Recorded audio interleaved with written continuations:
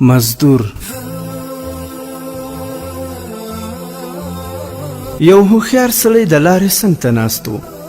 پر لار روان بل سړي دغه ناست هوښیار سړي ته وویل: څنګه ناست یې؟ هوښیار سړي ورته وویل: زه خبرې خرڅوم. سړي وویل: څنګه خبرې او قیمت یې څو دی؟ هوښیار سړي ورته وویل: یو دانه خبره په 1000 روپۍ. سړي ورته وویل: یو دانه راته ووایه چې څنګه خبره ده. هوښیار ورته وویل: امانت کې خیانت مه کوه. سړی څو ګامه مخکې لاړ، بیا یې زړه کې خبره تېره شوه چې راځه دا بله خبره هم ورڅخه واخله، او هوښیار سړي ته ورغلی چې دویمه خبره هم راته ووایه. هغه ورته وویل: کله چې اذان واورې نو سمدستي جومات ته ځه او لمونځ کوه. سړي دا خبرې په ذهن کې وساتلې او روان شو.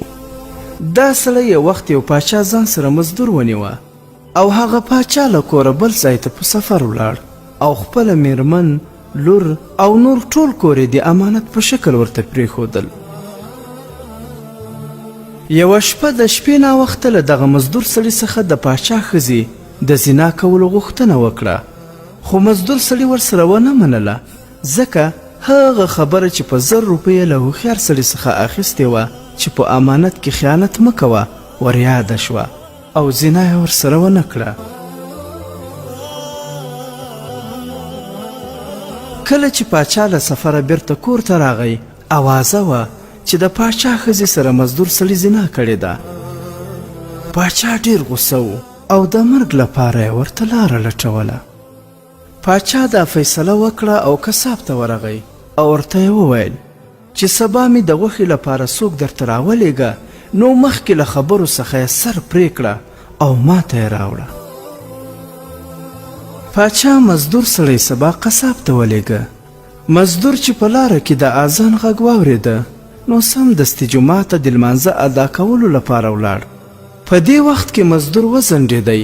پاچا خپل زوی ته وویل چې ته ورشه چې قصاب د سړي سر ولې راونه لېږه، وځنډېدی، څه خبره ده؟ د پاچا زوی چې قصاب ته ولاړ نو قصاب لومړی سر ترې ووهه او مړ یې کړو، یوې بوجۍ ته یې واچوه. مزدور چې کله د لمانځه څخه فارغه شو قصاب ته ورغی او ورته یې وویل چې د باچا کوم امانت ستا سره دی هغه راکړه. قصاب بوجۍ ورکړه او مزدور پاچا ته وروړه. پاچا چې بوجۍ خلاصه کړه د زوی سر یې پکې ولیده او بیخي زیات خفه او حیران شو. پاچا مزدور ته وویل: پوه شوم ته پاکې، باور لرم چې تا هیڅ ګناه نه ده کړې او دا زما پاچهي له نن وروسته ستا شوه. عبرت: په امانت کې خیانت کول ډیر بد شرمونکی انجام لري او په حدیث شریف کې خیانت کوونکی کس ته منافق هم ویل شوی.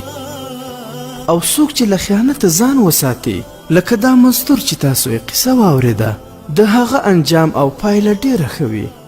او بله دا چې د امانتداره سړي الله جل جلاله ملوي او په دنیا کې هر څوک اعتبار هم پکوي. او لمونځ خپل پر وخت ادا کول خو د دنیا او آخرت دومره ګټې لري چې انسان یې له بیانولو څخه عاجز دی.